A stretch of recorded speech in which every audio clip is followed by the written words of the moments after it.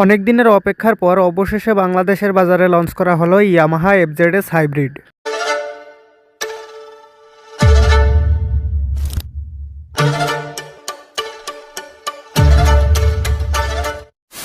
আর এটার দাম রাখা হয়েছে 3,49,500 টাকা। বলেন কি? কিন্তু এতগুলো টাকা খরচ করে কি এই ব্যক্তি কেনা আপনার জন্য উচিত হবে? আর এটাতে নর্মাল এফজেডএস V4 থেকে এমন কি পরিবর্তন আছে যে এটার দাম এত বেশি? এই ভিডিওতে আমি আপনাদেরকে ইয়ামাহা এফজেডএস V4 হাইব্রিড সম্পর্কে সকল ডিটেলস জানিয়ে দেব। আর শেষ অংশে বলবো এটা কেনা আপনার জন্য উচিত হবে কিনা। তো চলুন সকল বাজে কথা বাদ দিয়ে ভিডিওটি শুরু করা যাক। তো বাইকটিতে প্রথমে যে পরিবর্তনটি এসেছে সেটি হচ্ছে ইনস্ট্রুমেন্ট ক্লাস্টারে। বাইকটির ইনস্ট্রুমেন্ট ক্লাস্টার হিসেবে ব্যবহার করা হয়েছে full digital colour TFT display, যেখানে নর্মাল এফজেডএস ভার্সন 4 রয়েছে LCD ডিসপ্লে।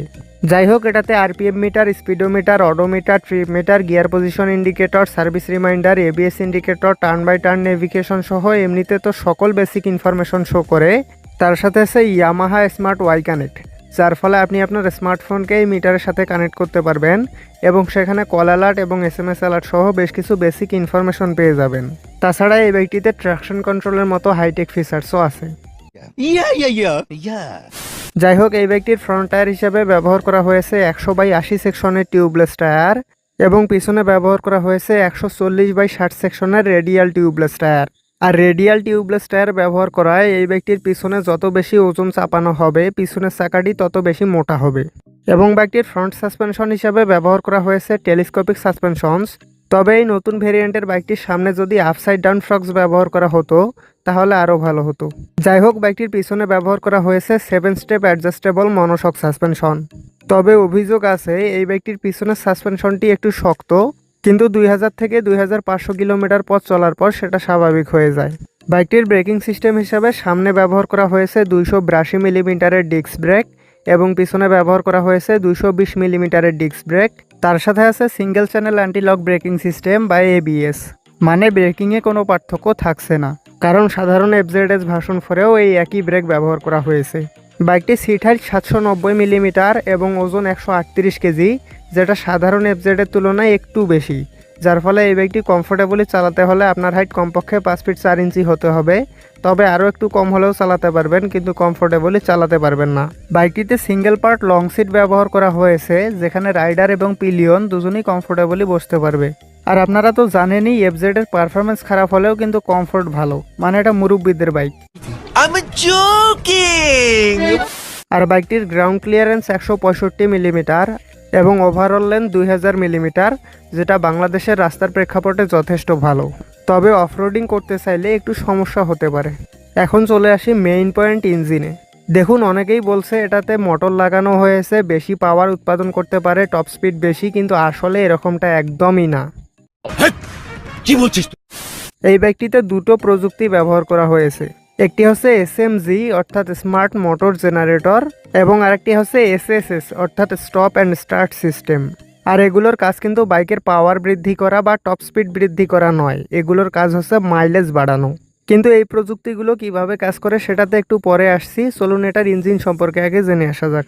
বাইকটির ইঞ্জিন হিসাবে ব্যবহার করা হয়েছে সেম আগের মতোই 4 স্ট্রোক সিঙ্গেল সিলিন্ডার 2 ভ্যালভের এয়ার কুলড SOEC BS6 কমপ্ল্যান্ডের ফিউল ইনজেক্টেড ইঞ্জিন, যেটার ইঞ্জিন ডিসপ্লেসমেন্ট 149 সিসি। আর এই ইঞ্জিনটি সর্বোচ্চ 12.2 হর্স পাওয়ার @7250 RPM এবং 13.3 নিউটন মিটার টর্ক @5500 RPM উৎপাদন করতে সক্ষম। আর আগেই তো বললাম ইঞ্জিনের সাথে রয়েছে SMG অর্থাৎ স্মার্ট মোটর জেনারেটর, যেটা ব্যাটারির সাথে সংযুক্ত করা থাকবে। এটি স্বয়ংক্রিয়ভাবে কাজ করবে, আর তখনই কাজ করবে যখন আপনি বাইকটা এবড়োখেবড়ো রাস্তায় চালাবেন অথবা যখন একটু তাড়াতাড়ি গতি ওঠাতে চাবেন। কিন্তু এটার ফলে বাইকটির ইঞ্জিনের পাওয়ার এবং টর্কে কোনো পরিবর্তন আসবে না।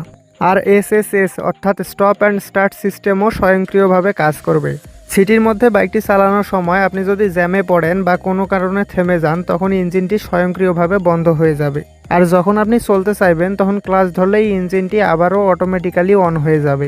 এটাকেই বলা হয় SSS। আর SSS এবং SMGর কাজ হচ্ছে মাইলেজ বৃদ্ধি করা, যার ফলে ইয়ামাহা দাবি করছে এই বাইকটি প্রতি লিটার পেট্রোলে 60 কিলোমিটার পথ যাবে। তবে ভারতের বড় বড় ইউটিউব চ্যানেলের রিভিউগুলোতে দেখলাম এটা প্রতি লিটার পেট্রোলে রাইডার এবং রাস্তাভেদে 53 থেকে 55 কিলোমিটার পথ যায়। আর সত্যি যদি একটা 150 সিসির bike 55 kilometre per litre mileage দেয়, সেটা কিন্তু অনেক ভালো। যাই হোক, বাইকটিতে 0 থেকে 60 কিলোমিটার গতি ওঠাতে সময় লাগে 5.74 সেকেন্ড এবং 0 থেকে 100 কিলোমিটার পার আওয়ার গতি ওঠাতে সময় লাগে 17.9 সেকেন্ড। মানে এই বাইকটির এক্সিলারেশন খুব একটা ভালো না এবং বাইকটিতে প্রায় 119 kilometre per hour top speed পাওয়া যায়, তবে রাইডার এবং রাস্তাভেদে কম বেশি হতে পারে। এখন আসল কথা, এই বাইকটি কি 3,49,500 টাকা খরচ করে কেনা উচিত হবে? দেখুন, এই বাইকটির একটি সবচেয়ে খারাপ দিক হচ্ছে এটার পারফরমেন্স কিন্তু খুব একটা ভালো না। একটা 150 সিসি সেগমেন্টের বাইক হওয়া সত্ত্বেও এটার পারফরমেন্স কিন্তু 125 সিসির বাইকের তুলনায় একটু ভালো। আর এই প্রাইস রেঞ্জে কিন্তু বাংলাদেশের বাজারে এর চেয়ে আরও ভালো ভালো পারফরমেন্স ওরিয়েন্টেড বাইক বাংলাদেশের বাজারে অ্যাভেলেবেল আছে। কিন্তু আপনার কাছে যদি অঢেল টাকা থাকে, প্রাইস কোনো ম্যাটার না করে, তাহলে যদি কমফোর্টনেস, ফিচার্স এবং রিলায়েবিলিটির কথা চিন্তা করেন, তাহলে এই বাইকটি আপনার জন্য অবশ্যই ভালো হবে। কিন্তু তখনই কিনবেন যখন দাম আপনার কাছে কোনো ব্যাপারই না। আর আমার মতে এই বাইকটি এটার প্রাইসকে জাস্টিফাই করে না।